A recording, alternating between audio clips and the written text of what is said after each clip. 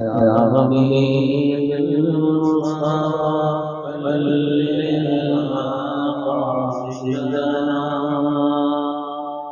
واصلح لنا يا واصلي صل وسلم دائما ابدا على حبيبك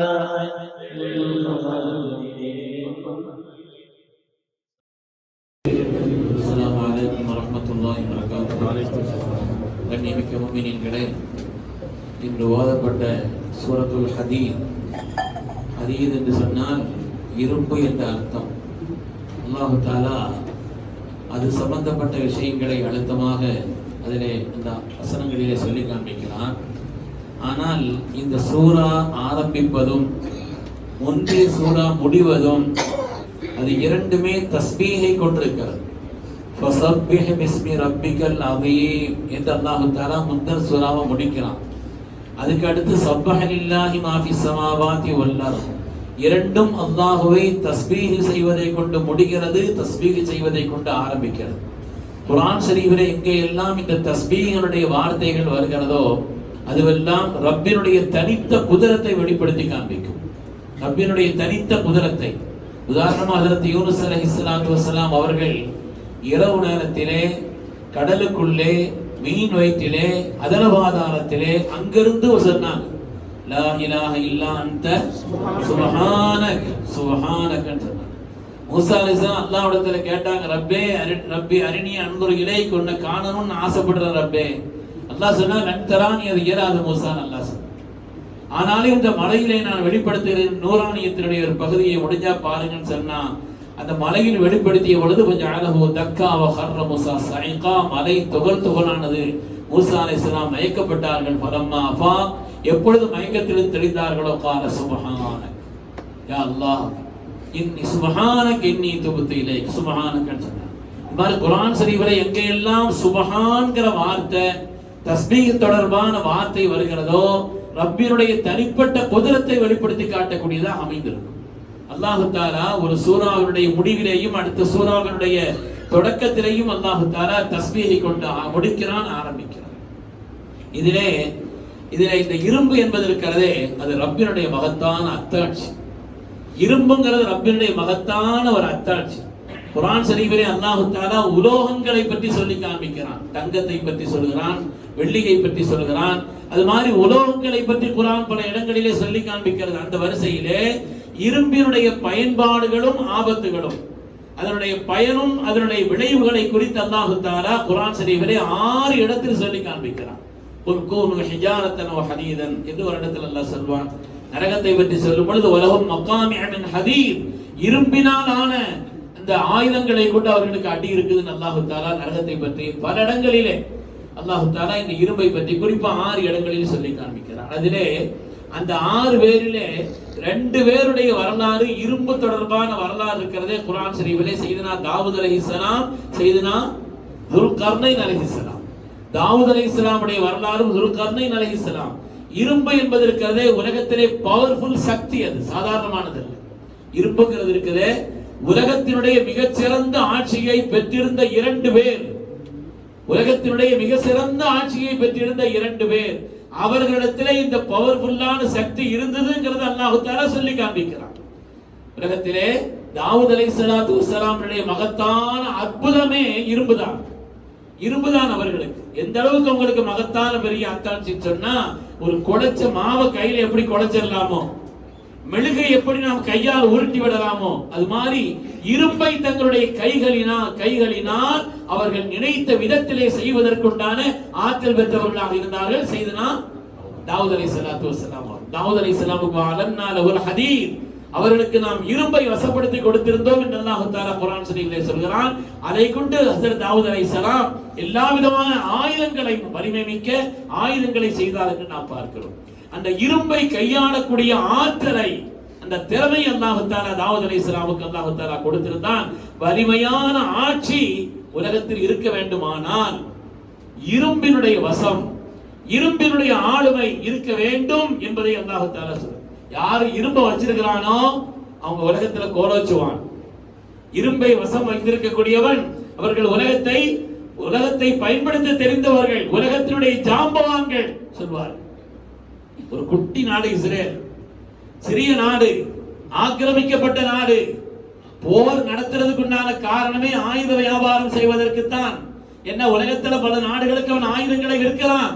தன்னுடைய ஆயுதங்களை சோதிச்சு பார்க்கிறான். இது எப்படி இருக்கு, இது எப்படி இருக்கு, இது எப்படி இருக்குன்னு சொல்லி சோதிச்சு பார்த்து ஆயுதங்களை விற்பதற்காக. உலகத்திலே பல நாடுகளுக்கு ஆயுதம் விற்பனை செய்யக்கூடிய அந்த நாடு ஆக குட்டி நாடு, ஆக்கிரமிக்கப்பட்ட நாடு. ஆனாலும் கூட அது பவர்ஃபுல்லா இருக்குது. அமெரிக்கா கூட கொஞ்சம் அது பயப்படுதுன்னு சொன்னா காரணம் இரும்பு தான். இன்னைக்கு அடி வாங்குறா இருக்கட்டும், அல்லாஹ் தஆலா அவருடைய நாட்டத்துல எல்லாத்தையும் மாறி மாறி வரவும் செய்யும், அப்படி இருக்கவும் செய்யுது. அல்லாஹ் தஆலா சமூகத்திற்கும் இஸ்லாத்திற்கும் தீனுக்கும் அல்லாஹ் கண்ணியத்தை தந்தருள்வாங்க. இதுமாதிரி நான் சொல்லி காமிச்ச மாதிரி இன்னைக்கு இந்த வளைகுடா நாடுகள்ல இப்படிப்பட்ட ஒரு சோதனை ஏற்பட்டிருக்குதுன்னு சொன்னா அதுக்கு உண்டான அடிப்படையான காரணம் இந்த அரபனுடைய ஒரு மொழி வேசம். அல்லாஹ் சொல்கிறான், யா அய்யுஹல்லதீன ஆமனூ லா தத்தகிதுல் யஹூத வன் நஸாரா அவுலியா, யஹூதி நஸரானிகளை உங்களுடைய வலியாக ஆக்கிக் கொள்ள வேண்டாம்ங்கறான். வலின்னு சொன்னா நம்முடைய காரியங்கள் முழுவதையும் நிர்வகிக்கக்கூடிய பொறுப்பாளிகள், அவங்கதான் வலி. காரியங்களை நிர்வகிக்கக்கூடிய பொறுப்பாளிகளை நீங்க ஆக்குறீங்கன்னா இப்படிதான் கைவசம் நிற்கும் என்று அல்லாஹ் தஆலா சொல்லக்கூடிய அந்த நிலை. ஆக இரும்புங்கிறது இருக்குதே, உலகத்தினுடைய வல்லமையை ஆளும் சக்தியை இன்று தீர்மானிக்கக்கூடிய மகத்தான ஒரு நிலைதான் என்பதை பார்க்கிறோம். இன்னைக்கு அதுக்கு உண்டான ஒரு நிலைங்கிறது யூதர்கள் தான் பெரும் சாட்சி. அதை வச்சிருக்கிற காரணத்தினால எவ்வளவு பெரிய வல்லமையோடு இருக்கிறார் என்பதற்கு. இதிலே அல்லாஹ் தஆலா தாவூத் அலைஹிஸ்ஸலாமை பற்றி சொல்கிறான். இன்னொன்று அதில் செய்தனா துல்கர்னைன் அலைஹிஸ்ஸலாம் சொல்கிறான். துல்கர்னைன் அலைஹிஸ்ஸலாம் அவங்க இரும்புக்கு குவ்வத்தின் பேர் வச்சாங்க. குவ்வா, சக்தி, வலிமை அப்படின்னு பேர் வச்சாங்க.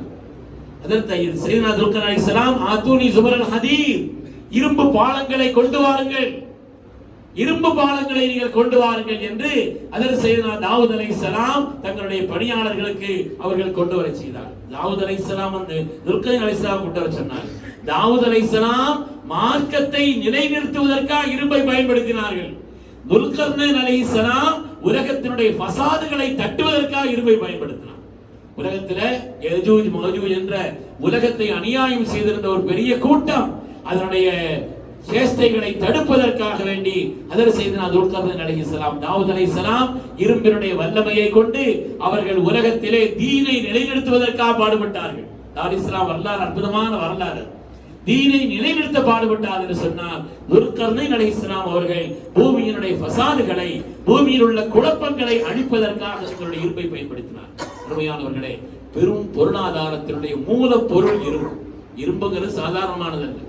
உலகத்தில் இன்னைக்கு பெரும் பொருளாதாரம், அந்த பொருளாதாரத்தினுடைய மூல பொருள்களாக இரும்பை அல்லாஹ் அமைத்திருக்கிறான். குர்ஆன் ஷரீஃபில் அல்லாஹ் தஆலா இரும்பை பற்றி பல்வேறு நிலைகளில் சொல்லி காண்பிக்கிறான். ஒரு இடத்துல சொல்லும்போது அல்லாஹ் சொல்கிறான், அன்ஸல்னல் ஹதீத், அல்லாஹ் தான் இரும்பை இறக்கி வைத்தான் என்று சொல்கிறான். இரும்பை அல்லாஹ் இறக்கி வைத்தான். எப்படி அல்லாஹ் தஆலா மழையை இறக்கி வைக்கிறானோ, மண் செல்வாவை அல்லாஹ் இறக்கி வைக்கிறானோ, அது மாதிரி அல்லாஹ் தஆலா இரும்பையும் இறக்கி வைத்தேன்னு சொல்றான். இரும்புங்கிறது முழுமையான பூமியை சார்ந்தது அல்ல. எல்லா நிலையிலையும் வான்மண்டலத்திலிருந்து எரியப்பட்ட அந்த எரி கற்கள் இருக்கிறதே, அதுதான் பூமியிலே அதற்கு பிறகு இரும்பினுடைய அடிப்படையாக அமைந்திருந்தது என்பது நமக்கு மார்க்கம் சொல்லி தரக்கூடிய ஒரு நிலை.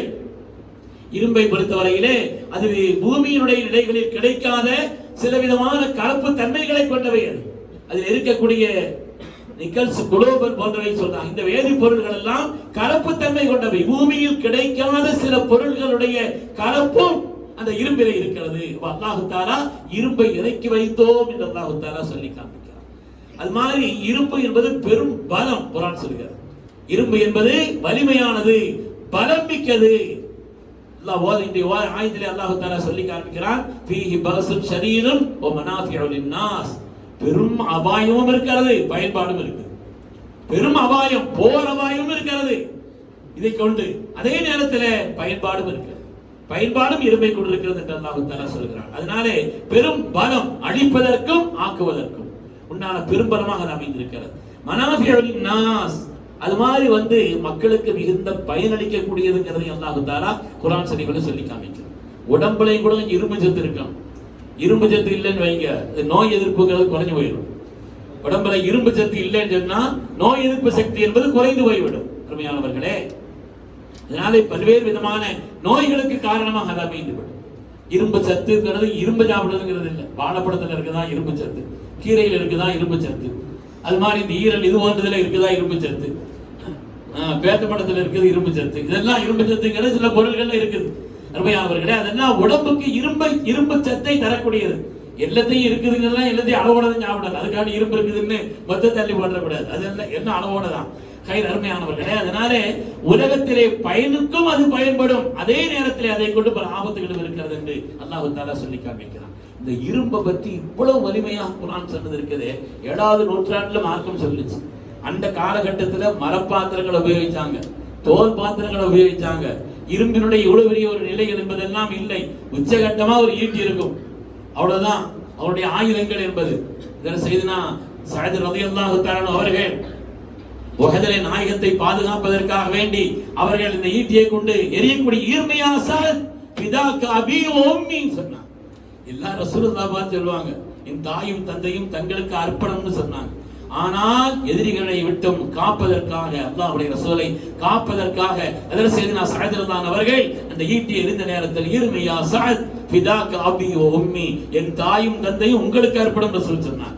அப்ப அந்த அளவுக்குள்ள ஒரு நிலை ரொம்ப குறைந்த அளவிற்கு தான் அந்த 7ஆம் நூற்றாண்டில் இருந்தது. அந்த நேரத்தில் அல்லாஹ் தஆலா குர்ஆன் ஷரீஃபிலே இதனுடைய வலிமையை பற்றி காலங்களையும் கடந்து நின்று உலகத்தில் பெரும் சக்தியாக இருக்கக்கூடியது என்பதை அல்லாஹ் தஆலா நமக்கு சொல்லி காண்பிக்கிறான். அருமையான பெருமக்களே, அதனால இந்த இரும்பை பற்றி குர்ஆன் ஷரீஃப் பல இடங்களில் சொல்லி காண்பிக்கிறது. அது பெரும் அபாயத்திற்கும் காரணம், மிகுந்த பயன்பாட்டிற்கும் காரணம் என்று அதன் பெயரால் அல்லாஹ் தஆலா தனி ஒரு சூரத்தை இறக்கி வைத்திருக்கிறான். குர்ஆனில் இல்லாத எதுவும் இல்லை, எல்லாவற்றையும் பற்றியும் குர்ஆன் பேசுகிறது என்பதை நாம் விளங்கிக் கொள்ள வேண்டும். அல்லாஹ் சுப்ஹானஹு வ தஆலா குர்ஆனுடைய ஞானத்தை நமக்கு தந்தருள்வானாக. சொல்லக்கூடிய உன்னதமான கருத்துக்களை விளங்கி வாழ்க்கையில் நடப்பதற்கும் அல்லாஹ் நமக்கு நசீபை தருவானாக. ஆமீன் ஆமீன் யா ரப்பல் ஆலமீன். வ ஆகிரு தஅவானா அல்ஹம்துலில்லாஹி ரப்பில் ஆலமீன்.